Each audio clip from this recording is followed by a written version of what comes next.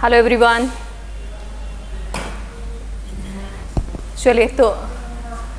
चलिए आज हम लोग आरसीडी में अमेंडमेंट्स जो हैं बहुत ही नॉमिनल हैं, ऑलमोस्ट है ही नहीं ऐसे मान लो, तो बिल्कुल थोड़े से अमेंडमेंट्स जो आए हैं हमारे आरसीडी के अंदर वो ये बात देख लेते हैं, गो थ्रू करते हैं कि क्या क्या अमेंडमेंट्स आए।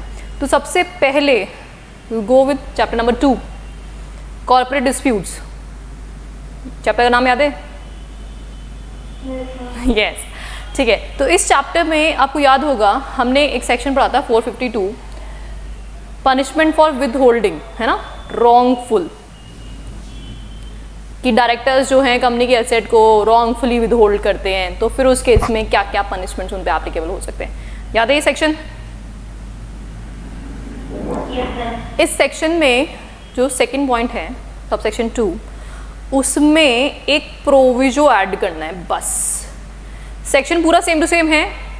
सेक्शन में पनिशमेंट जो है आपको याद होगा, जैसे पहले तो आपको दे रखा था क्या, फाइन। सब सेक्शन 2 में बोला था किसके बारे में, इम्प्रिजनमेंट के लिए, है ना, कि ऑफिसर जो है उसको क्या हो सकता है, इम्प्रिजनमेंट वगैरह हो सकता है, इम्प्रिजनमेंट। ये दो बातें तो पहले भी थी। अब इन्होंने एड ऑन क्या किया है वो देखना है ना, प्रोविजो।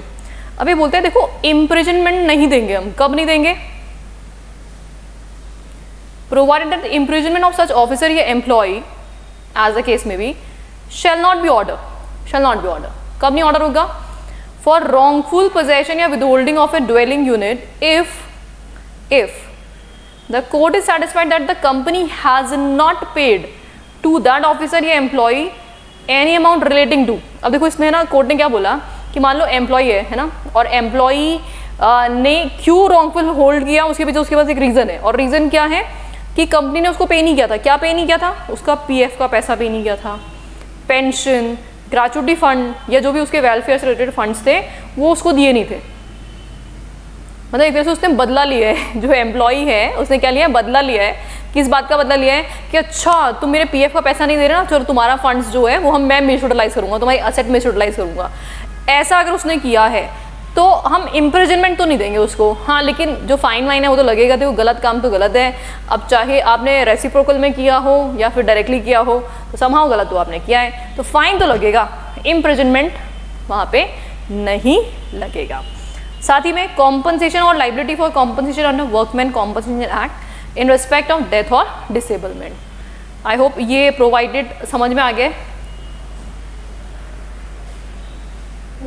है ना। बहुत सिंपल सा प्रोविजो ऐड हुआ है हमारा कि अगर रॉन्गफुल पोजेशन किया है उसके पीछे एक रीज़न है, और वो रीज़न क्या है कि कंपनी उस बेचारे एम्प्लॉय को उसका पैसा नहीं दे रही है।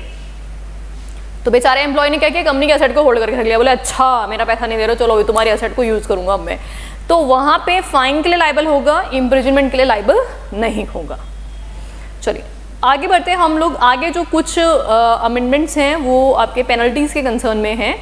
चैप्टर 6 में एक सेक्शन दे रखा है, सेक्शन 124 सबसेक्शन 7, जिसमें आप डिविडेंड वगैरह का जो भी पेमेंट है उसको ट्रांसफ़र करते हैं accumulated profits to unpaid dividend account. उसमें कोई फेलियर हुआ है तो उसका पनिशमेंट चेंज हो गया है। पनिशमेंट, तो पनिशमेंट याद किया है क्या आप लोगों ने? कुछ कुछ सेक्शंस के याद किए, सारे नहीं याद किए हमने? हाँ ठीक है। तो वहाँ पे चैप्टर 6 में एक टेबल दे रखी है, तो अगर आप याद कर रहे हैं बाय चांस पेनल्टीज़ को, तो आपको चैप्टर 6 में एक टेबल दे रखी है। उस टेबल के अंदर सेक्शन 124 सबसेक्शन 7 मिलेगा। वहाँ पे उसका जो पनिशमेंट पुराना दे रखा है उसको काट देना, उसकी जगह पे ये नया पनिशमेंट लिख लेना। और क्या पनिशमेंट है? Company shall be liable to a penalty of 1 lakh rupees and continuing failure है तो further penalty of 500 each day after the first during which such failure continues, subject to a maximum of 10 lakh rupees. अब punishment में समझने का कुछ होता नहीं है, ये याद ही करना पड़ेगा। पेनल्टी लगा दी गई है 1 लाख रुपए, और पर डे की पेनल्टी लगा दी गई है 500 रुपीज़, और मैक्सिमम पेनल्टी जो यहाँ पे है वो 10 लाख रुपए हैं। और ऑफिसर जो है उसके लिए भी यहाँ पे पेनल्टी लगा रखी है, that is what 25,000 rupees, and in case of continuing failure further जो है यहाँ पे 100 रुपये उन्होंने उस पर लगाया। कंपनी में जहाँ 500 थे तो उन पर 100 लग गया ऑफिसर इन डिफॉल्ट पे। तो इस तरह का यहाँ पे पनिशमेंट में चेंजेस है। एग्जैक्टली एक और पनिशमेंट में चेंज है सेक्शन 247 सबसेक्शन 3 में। तो contravention of the provision of this section by the valuer तो वैल्यूअर ने कोई वैल्यूएशन से रिलेटेड कोई कॉन्ट्रावेंशन अगर किए हैं तो उसके कंसर्न में यहाँ पे पनिशमेंट में चेंजेस हैं। तो यहाँ पे बोलता है valuer contravenes the provision of section 247 और rules made thereunder the valuer shall be liable to a penalty of ₹50,000। तो यहाँ पे पेनल्टी में चेंज है, इसमें कोई बहुत ज़्यादा रेलेवेंट अमेंडमेंट नहीं है पेनल्टीज वाला, आप देख रहे हो तो एक बार जस्ट गो थ्रू कर लेना। चलिए last amendment, that's it, last amendment, और कोई अमेंडमेंट है ही नहीं। चैप्टर 9, आपको याद है हम लोगों ने कोड्स के बारे में पढ़ा था, है ना, सिविल क्रिमिनल कोड्स के बारे में। सेक्शन 435 पढ़ रहे थे हम लोग, 435 सबसेक्शन 1। अच्छा, इस सेक्शन में हम लोगों ने पढ़ा था स्पीडी ट्रायल,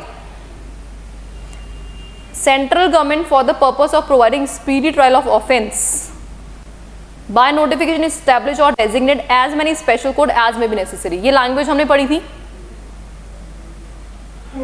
इसमें बस एक वर्ड ऐड करना है, एक्सेप्ट अंडर सेक्शन 452। क्या ऐड करना है? Accept under section what 452, that's it. इसके अलावा और कोई अमेंडमेंट नहीं है। आपके आरसीडी में बाकी सारा वही पढ़ना है जो आप ऑलरेडी पढ़ रहे थे, सिर्फ और सिर्फ आपके मोटे मोटे जो अमेंडमेंट है 2 ही है। पहला अमेंडमेंट किसके साथ ऐड हुआ? चैप्टर 2 में wrongful with holding of property में एक प्रोविजो, एक एक्सेप्शन ऐड कर दिया, और पेनल्टी वाला तो रेलेवेंट होता है, वो तो आप एक बार जस्ट वैसे ही करेक्शन कर लेना। और चैप्टर 9 में जब हम 435 की डेफिनेशन पढ़ते हैं सबसेक्शन 1 में, जहाँ पे स्पेशल कोड सेटअप करने की बात की गई थी, तो यहाँ पे जो स्पेशल कोड सेटअप किए गए हैं उनमें कौन से सेक्शन को एक्सेप्ट कर दिया? 452 को एक्सेप्शन में डाल दिया। इसके अलावा बाकी जितने भी मामले हैं उनमें स्पीडी ट्रायल के लिए स्पेशल कोर्ट जितने भी इस्टेब्लिश करना चाहे सेंट्रल गवर्नमेंट उतने इस्टेब्लिश कर सकती है। Am I clear? That's it। तो यहाँ पे हमारे आरसीडी के अमेंडमेंट खत्म होते हैं, बस इतने से अमेंडमेंट थे।